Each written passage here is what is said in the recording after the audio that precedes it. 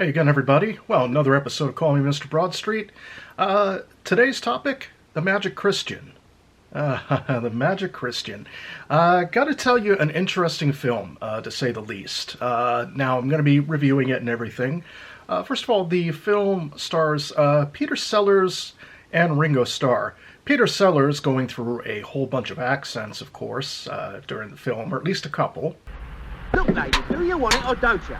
I don't know, darling. Go and ask the station master. Righto, mate. Now, what do you want? Yes, I'd rather car to have a hot doggy, please, my good man. Oh, you'd like hot doggy, would you? Yeah. Hey, come on, get a move on. There we are, there. What's this, a fiver? I can't change a bleeding fiver. I can't change You're quite sure this was an egg? And then you've got, of course, Ringo Starr, which Peter Sellers' character is adopting Ringo Starr as a son. So basically, Ringo plays the part of a poor person just sitting there right on the ground. Peter Sellers, this rich magnate. And the plot, or the described plot of the movie, is what will anybody do for money, right? So, okay. Some of the good parts of the film, we've got Come and Get It by Badfinger, written by Paul McCartney. The film was being filmed in February 1969. It did come out in early 1970. So basically with the film, we've got the tail end of the 60s, beginning of the 70s. Very strange time, I'm sure. Film itself, I don't know if that description fits. I mean, it does. Don't get me wrong. It does. But, you've got a madcap cast of characters. You've certainly got, it's a little hard to describe, but here we go. So they're going along. They're basically, what will people do for money? Ringo's the adopted son. Okay, now he's living with Peter Sellers' character in a mansion, and their basic thing is, again, what will people do for money? One funny scene, they get out of a parking ticket with a whole lot of cash, of course. Let's see, they're also on a cruise ship, which is the name of the Magic Christian. That's the cruise ship. And the film itself was based off a 1959 book. So again, it's a very non sequitur, surreal type of film. So okay, I'm grading on that. That's not a problem, right? No problem at all. There is one scene that Ringo wanted to keep filming with Raquel Welch. You'll see why in a second. Youngman, what is going on? Ship's concert, I shouldn't wonder. My God, what's going on here? Jacques! How dare this intrusion? Who are these people? Oh, these are me mates. Out! Out! Ah! Oh, I say! Do that again! Out! Out! Out of my galley!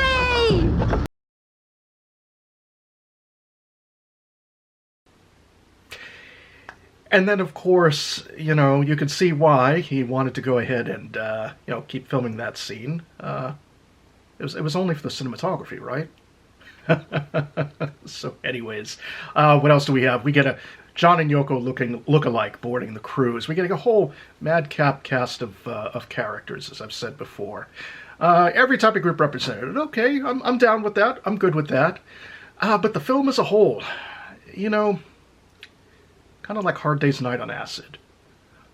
Sort of like Magical Mystery Tour, except I think Magical Mystery Tour even had a little bit more of a plot.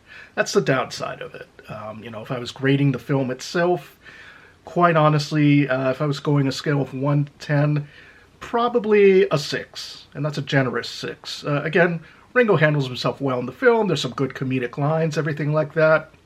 But, the funny thing is, for people who always rag on Broadstreet, yeah, Broadstreet had a plot.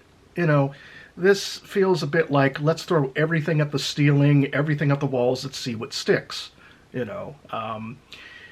it's good in an art house way. It's, again, certainly memorable with some scenes and everything like that. But, as far as anything essential within a Beatles or solo Beatles library, I'd put this one as next to last. There's certainly a lot of other things I would go with. I'd even go with Caveman with Ringo before this one.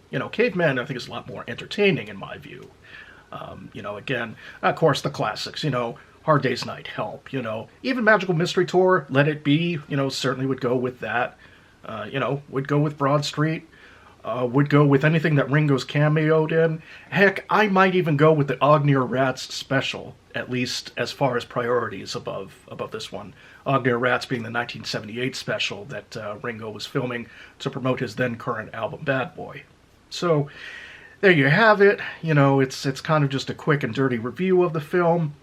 Again, interesting to have. You know, I've got it somewhere in the archives. I've got the Blu-ray somewhere out there, you know, but again, for my money, you know, go watch a couple of those other films, and that's just about it from here. So I will see everybody in the next video. Have a good one.